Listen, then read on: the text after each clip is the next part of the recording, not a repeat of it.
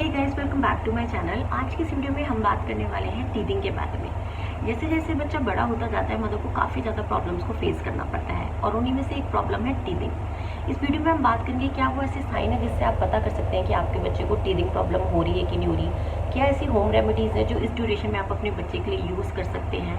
क्या आपको एलोपैथिक दवाई इस ड्यूरेशन में यूज़ करनी चाहिए कि नहीं चाहिए। ये सभी टॉपिक हम इस वीडियो में डिस्कस करेंगे। वीडियो शुरू करने से पहले अगर आपने मेरे चैनल को सब्सक्राइब नहीं किया है तो जो नीचे एक लाल बटन सब्सक्राइब का दिया हुआ है, प्लीज़ आप उसे प्रेस कर दीजिए। चलिए तो शुरुआत करते हैं इस वीडियो की।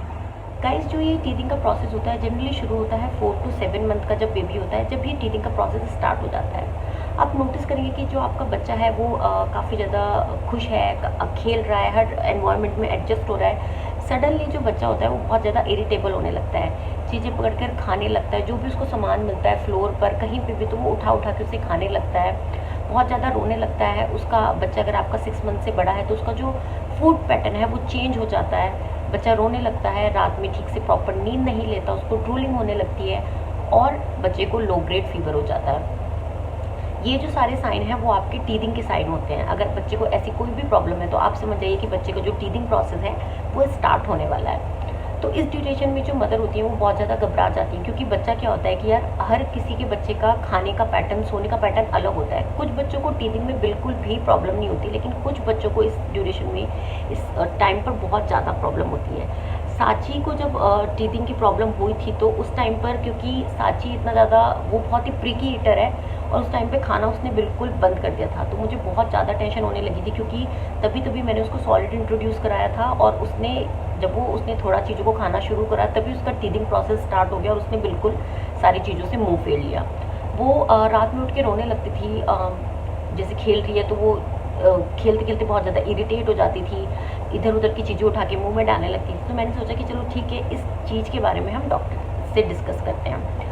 आप लोग जानते होंगे कि जब आप लोगों को दांत निकलता है या आप दांत निकलवाने चाहते हो तो आपको कितना पेन होता है। मेरी जो पीछे की दाढ़ है वो अभी भी निकल रही है, तो कभी कभी क्या होता है वो निकल जाती है फिर रुक जाती है, जो लास्ट वाली दाढ़ है, तो वो जब भी निकलती है तो मुझे बहुत ज़्यादा इरिटेशन होती है। मेरा मन करता है कि मैं कुछ मतलब मुँह में डाल लूँ और उस पेन को किसी ना किसी तरीके से ख़त्म कर दूँ। तो यही सारा पेन बच्चे भी सहन करते हैं, तो आप समझ सकते हैं कि बड़ों के लिए इस पेन को सहन करना कितना मुश्किल है, तो बच्चों की क्या हाल होती होगी। तो मैंने वही डॉक्टर से डिस्कस किया, क्योंकि साची को जब टीथिंग प्रॉब्लम शुरू हुई तो वो पॉटी भी काफ़ी ज़्यादा करने लग गई थी। दिन में 6 से 7 बार वो जनरली पॉटी करने लग गई थी, बिल्कुल क्लीन पॉटी वो करने लगी थी। और जो उसका स्लीपिंग पैटर्न था वो चेंज हो चुका था, वो बहुत ज़्यादा इरिटेबल होने लगी थी। तो मैंने वो डॉक्टर से डिस्कस किया, तो मैंने बोला कि आप कुछ भी इसके लिए जो दवाई होती है आप वो बच्चे को दे दो, मुझे कोई प्रॉब्लम नहीं इस चीज़ के लिए। मैंने काफ़ी पढ़ा था इस चीज़ के बारे में, तो जेल कुछ होते हैं बच्चों को इस चीज़ के लिए रिलैक्स करने के लिए जो लोग देते हैं। तो मैंने डॉक्टर से डिस्कस किया कि आप मैंने पढ़ा है इसके बारे में, अगर आप वो भी देते हैं तो वो भी एक अच्छा ऑप्शन है, हम वो भी साची के लिए यूज़ कर सकते हैं। तो डॉक्टर ने मुझे समझाया कि ये बहुत ही नेचुरल प्रोसेस है और बच्चे को इसके साथ खुद डील करने दीजिए। आप इसको किसी भी एलोपैथिक दवाई से या किसी भी चीज़ से उसको इंटरप्ट मत कीजिए, क्योंकि इससे क्या होगा कि बच्चे को जो ये आपका टीथिंग का प्रोसेस होता है इससे बच्चे को किसी भी तरह का हार्म नहीं होता। हाँ, बच्चे को पेन ज़रूर होता है, बट वो पेन ऐसा होता है कि बच्चा उसको बेयर कर लेता है। तो उस टाइम पे क्या होता था कि साची को काफ़ी ज़्यादा, मुझे याद है उस टाइम पे काफ़ी ज़्यादा उसको वॉमिट आने लगती थी, डायरिया हो जाता था। दो हमने उस चीज़ के लिए उसको वैक्सीन करवाया हुआ था, लेकिन फिर भी मुझे लगता था कि यार वैक्सीनेशन के बाद भी इतना डायरिया इसको क्यों हो रहा है, इसको मतलब क्यों इतनी प्रॉब्लम हो रही है पॉटी में। तो मुझे ऐसा लगता था क्योंकि टीथिंग प्रोसेस है तो शायद कहीं ना कहीं वो इसका रीज़न हो सकता है, बट नहीं, टीथिंग बिल्कुल भी डायरिया होने का या फिर उल्टी होने का रीज़न नहीं होता है। इसका रीज़न होता है कि बच्चा जब उसका दांत निकलता है तो जो भी चीज़ उसको पड़ी मिलती है वो उस चीज़ को खा लेता है और उससे क्या होता है कि बच्चे को पेट खराब हो जाता है, क्योंकि फर्श पे पड़ी कोई भी चीज़, हर चीज़ क्लीन नहीं होती। आप हर वक्त क्लीननेस मेंटेन नहीं कर सकते हो, तो बच्चा जैसे जैसे क्रॉल करना शुरू करता है तो वो इधर से कुछ चीज़ उठा के उधर से कुछ चीज़ उठा के मुंह में डाल लेता है। कई चीज़ें तो आपको पता भी नहीं होती बच्चे ने मुंह में डाली होती है। उस वजह से क्या होता है कि बच्चे के पेट में इन्फेक्शन हो जाता है और बच्चे को जो है पॉटी वगैरह लगनी शुरू हो जाती है, दस्त लगने शुरू हो जाते हैं। इसका यही सॉल्यूशन है कि जब बच्चा आपका क्रॉल करना शुरू कर देता है, उसका टीथिंग प्रोसेस स्टार्ट हो जाता है, तो आप घर में ज़्यादा से ज़्यादा सफाई रखें। जब भी आप बच्चे को छुएं तो आप ध्यान रखें कि बच्चे को आप अपने हाथों को अच्छे से धो के, डिटॉल से धो के बच्चे को छुएं।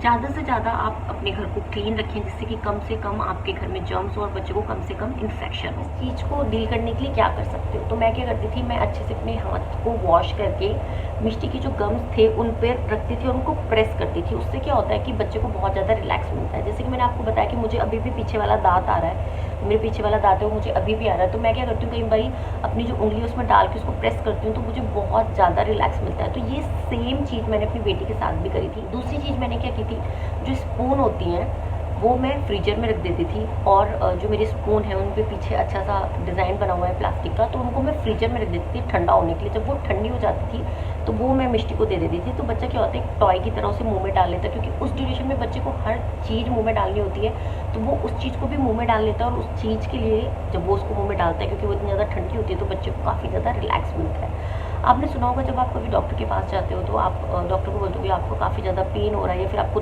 अपना जो दाँत है वो निकालना है, तो डॉक्टर बोलता है कि ठंडी चीज़ें खाइए, गर्म चीज़ें बिल्कुल अवॉइड कीजिए।